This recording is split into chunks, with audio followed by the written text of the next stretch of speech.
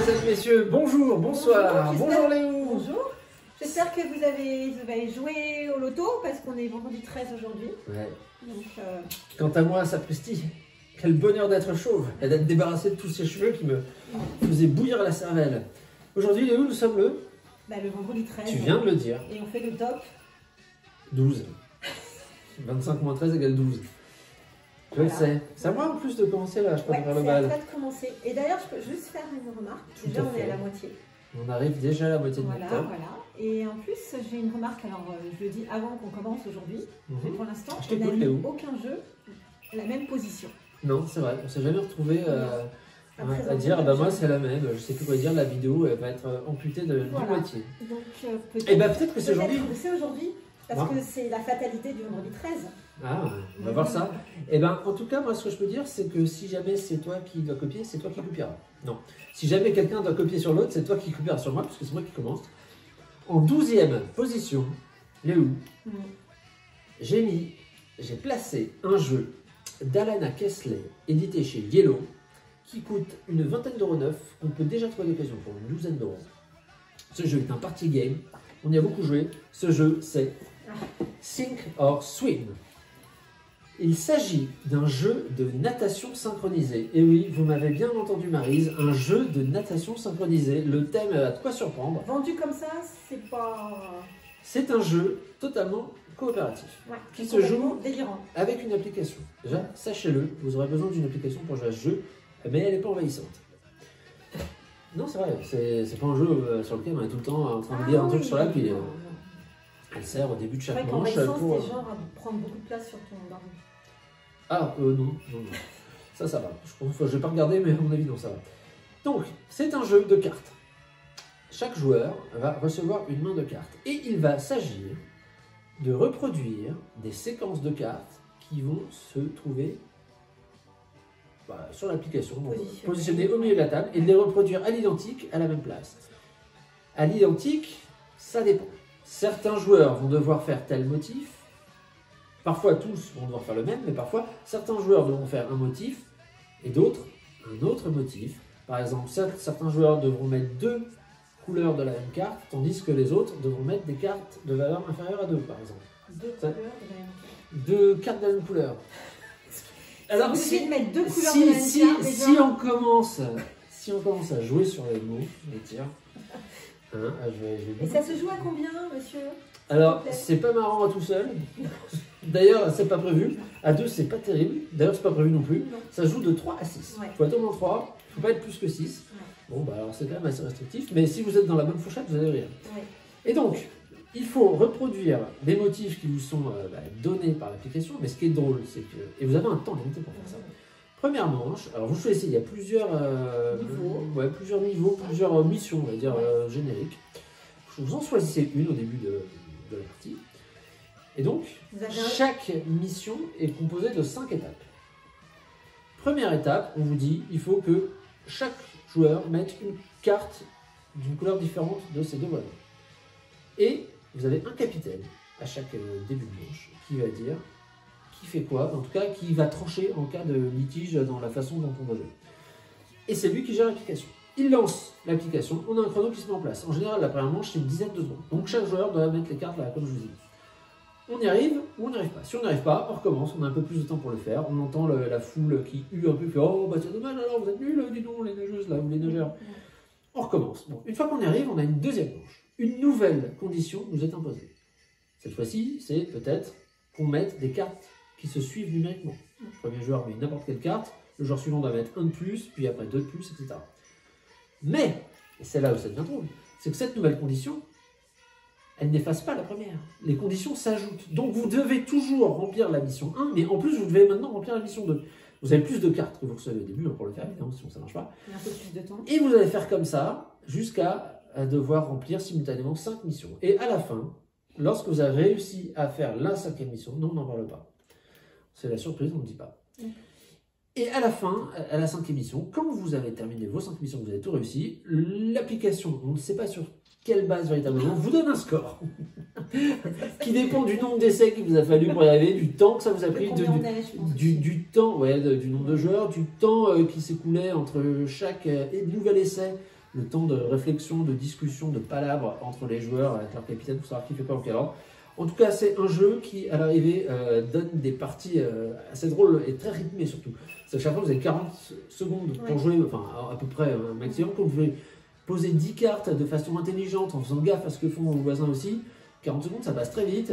Et il y a souvent un joueur, bon vas-y, depuis tout à l'heure je te vois en surchauffe, là t'as la soupape, la soupape à parole qui commence à être dans le rouge. Vas-y. En faisant gaffe à ce que fait le voisin à côté, sachant qu'on pose les cartes à l'envers, c'est-à-dire que on ne sait pas en fait, le voisin dit je pose un 4 bleu, mais du coup si vous n'avez pas bien écouté ou si vous étiez, bah, vous savez plus si le voir après, est-ce qu'il a posé un 3 rouge, et du coup c'est pas évident. Et du coup, moi j'ai complètement oublié ce que j'allais dire. Mais en tout cas, ce qui est très drôle aussi, c'est voilà, c'est que quand on révèle à la fin les cartes, on retourne. Une fois qu'on a appuyé sur le chrono pour dire c'est bon, on a fini. Quand tout le monde a fini de poser ses cartes, on doit se mettre comme ça, comme si on allait plonger. Une fois que tout le monde est dans cette position, le capitaine arrête le chrono et on retourne les cartes et on regarde si effectivement on a bien rempli l'émission. Et là, en général, c'est très drôle parce qu'il y en a qui s'aperçoit qu'il fallait faire une somme de 12, il est tombé à 13, ou alors il fallait mettre 3 cartes jaunes, bah j'en ai mis que 2, enfin bon, il y a toujours un truc comme ça. Bah oui, j'ai fait 10 avec 2 cartes, bah oui, il fallait faire 10 avec 3 cartes. Bon. Et ça donne vraiment, et on recommence, et il y en a qui se font huer parce qu'on avait presque réussi cette mission qu'on essaie pour la 10e fois, et il a confondu un 6 et un 9, et voilà.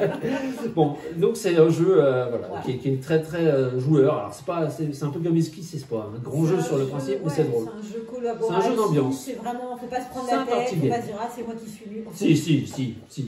Ouh, c'est ta faute. Bon, Léo, et toi alors, qu'est-ce que tu nous as mis en 12e position? Aïe. De l'ail. Aïe.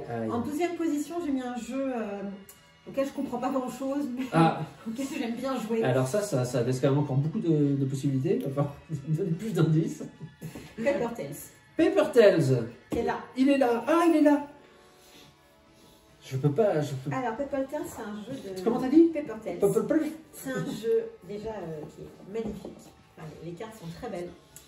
C'est un jeu de cartes, déjà, faut commencer par dire c'est un jeu de cartes. Ouais, c'est un jeu de cartes.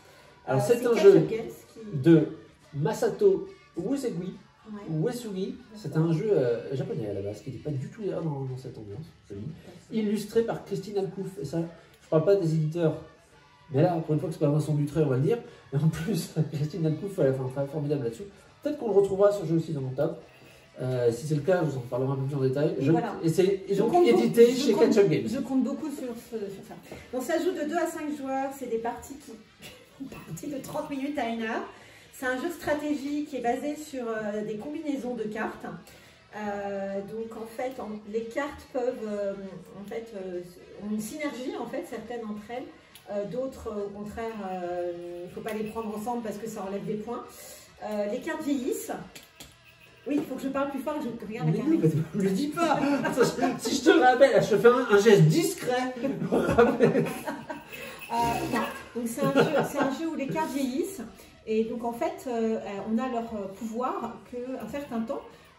Sauf certaines qui ont la possibilité d'être rejouées. Elles vieillissent quand même. Voilà, elles vieillissent quand même.